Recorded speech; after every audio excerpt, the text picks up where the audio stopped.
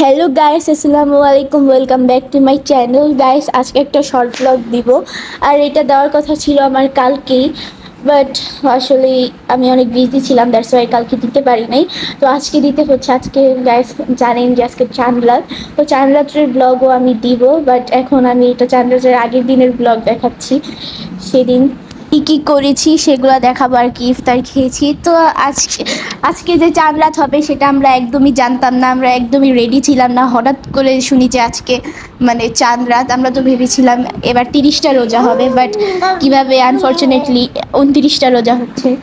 তো আমি 30টা রোজার অনেক তো গাইস, সেদিন আম্মু পিৎজা বানাইছিল ইফতারে। তো পিৎজাটা অনেক মজা ছিল।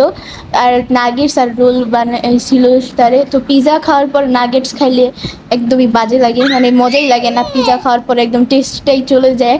আর পিৎজাটা এতই মজা ছিল যে নাগেটস খাওয়ার পরে আর মজা লাগতো না। তো এখানে নাগেটসের এগুলোর সাথে আম্মু ফালুদাও বানাইছিল। তো আমি ফালুদা খাই না, সেটা ছিল আম্মুর গ্লাস। আর দেখেন পিৎজাটা কত চিজি। এখানে হচ্ছে ঈদের তৈয়ারি হচ্ছে, মানে ঈদের জন্য আম্মু অনেকগুলো স্ন্যাক্স বানায় রাখতেছে। তো আম্মু তো ঈদে অনেক কিছু বানায়, তো এবারও একটা স্পেশাল একটা চিকেন ফাজিতা পকেট নাকি কি জানি, আল্লাহ জানি, এটা বানাইতেছে। তো এখানে আমিও সাথে হেল্প করছিলাম আম্মুর সাথে। আমার ওইগুলো বানাইতে মজাই লাগে। তো এইখানে আমি একদিক দিয়ে ফাজিতা বানাচ্ছিলাম, আর আম্মু আরেক দিক দিয়ে এগুলো মানে ডিমে চুবাচ্ছিল আর বিস্কিটের গুঁড়া দিয়ে ভিজাচ্ছিল।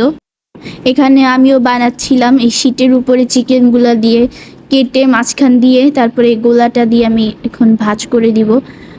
মানে ভাজটা একটু কঠিন দেখতে হলেও এটা কিন্তু অনেক ইজি, অনেক মজা লাগে এই ভাজটা করতে। আম্মু এই ভাজটা করতে পারে না দেখে আমি করে দিয়েছি সবগুলা ভাজ। আম্মু এখন শুধু ডিমেই চুবাচ্ছিল।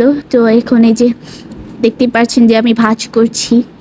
ভাজটা অনেক মজা। এখন রাত প্রায় 12টা বাজে। তো এখন ইশাপু এসেছে, তো ওর জন্য আমি ওকে খাতিরদারি করার জন্য এখানে পাস্তা বানাচ্ছি, পাস্তা আর নুডলস। তো এখানে পেঁয়াজ আর কাঁচামরিচ কেটে আদা রসুন দিয়ে এখন এটাতে লবণ দিয়ে দিয়েছি। তো খাতিরদারি করার কোনো স্পেশাল রিজন নেই, আমি ওর জীবনও খাতিরদারি করি না।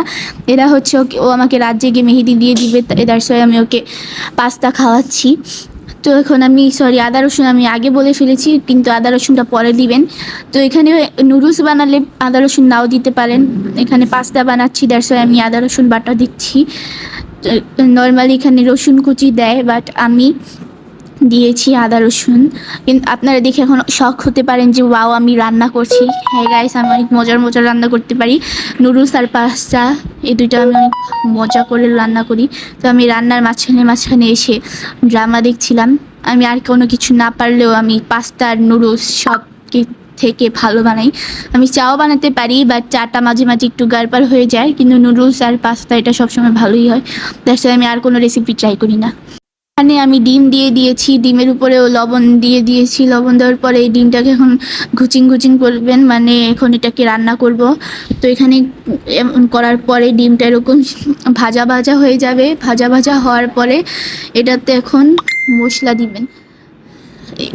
মানে এটা হচ্ছে একটা স্পাইসিনেসের জন্য লাল গুঁড়া মরিচ দিয়ে। তো এখন আমি পাতিলে নুডলস দিয়ে দিয়েছি, পাস্তার নুডলস। তো এটা এখানে ডিমের সাথে মিক্সড করব। করার পর এখন পাস্তার যে মশলাটা ছিল এটা এখানে দিব। তো আমাদের পাস্তা রান্না শেষ। তো আমরা পাস্তা খাচ্ছিলাম আর ড্রামা দেখছি। আমাদের কিন্তু নুডলস খাওয়ার পরে এখন প্রায় রাত 1টা বাজে। আমার মেহেদি দেওয়া শেষ হলো।